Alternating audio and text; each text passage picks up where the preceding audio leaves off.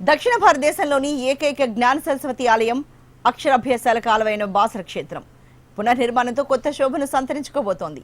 225 కోట్ల వ్యయంతో బాసర జ్ఞాన సరస్వతి ఆలయం పునర్నిర్మాణానికి సిద్ధమవుతోంది. శృంగేరి పీఠాధిపతుల సూచనలతో మాస్టర్ ప్లాన్ రూపొందించారు ఆలయ అధికారులు. ఇవాళ సీఎం రేవంత్ రెడ్డి బాసర ఆలయ అభివృద్ధి పనులకు భూమి పూజ చేయబోతున్నారు. 9 అంతస్తుల రాజగోపురం, మిగిలిన 3 దిక్కుల్లో 7 అంతస్తుల గోపురాలు, 33 అడుగుల వెడల్పుతో 4 దిక్కుల మాడవీధులు, ఈశాన్యంలో కోనేరుతో ఆలయ నిర్మాణాన్ని చేయనున్నారు.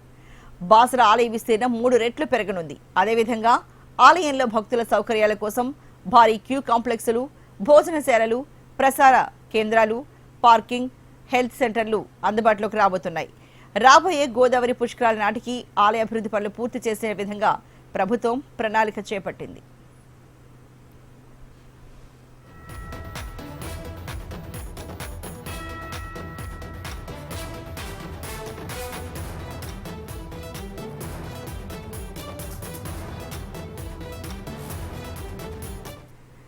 ఉదయం 11 గంటలకు సీఎం రేవంత్ రెడ్డి బాసర చేరుకుని శ్రీ జ్ఞాన సరస్వతీ దేవి అమ్మవారిని దర్శించుకుని ప్రత్యేక పూజలు చేస్తారు.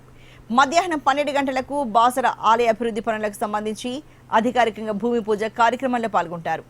ఆలయ రూపురేఖలు మార్చే విధంగా ప్రభుత్వం చేపట్టిన పనులపై అధికారులతో సమీక్షిస్తారు. అక్కడి నుంచి పిప్రి గ్రామానికి బయలుదేరి వెళ్తారు. మధ్యాహ్నం 2:30 గంటలకు గ్రామాల్లో ఏర్పాటు చేసిన బహిరంగ సభలో ప్రసంగిస్తారు. సీఎం పర్యటన నేపథ్యంలో కట్టుదిట్టమైన భద్రత ఏర్పాట్లు చేపట్టారు.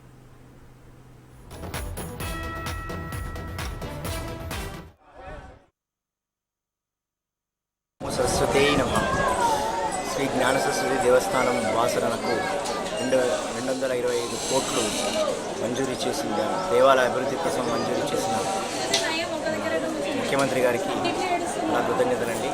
ఇది ఎన్నో రోజుల నుంచి చాలా పెండింగ్లో ఉంది.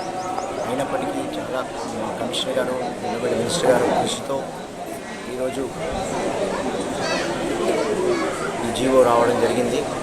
దేవాలయ అభివృద్ధిలో భాగంగా సీఎం గారు ఈ దేవాలయానికి వచ్చి శిలాఫలకానికి భూమి పూజ నిర్వహించడం జరుగుతుంది. ఈ దేవాలయము మొదటి నుంచి ఇల్లు లోపల దేవాలయంలో మహాలక్ష్మి అమ్మవారు అండ్ సరస్వతి అమ్మవారు ఇద్దరు ఉన్నారు. వీరు ఇద్దరు ఉన్నట్టుగా చాలామందికి తెలియక సరస్వతి అమ్మవారు ఒక్కరే ఉన్నారని ప్రాచుర్యంలో ఉండేది. అలా కాదు, అసలు త్రిమూర్తి ఆలయం ఒకటి.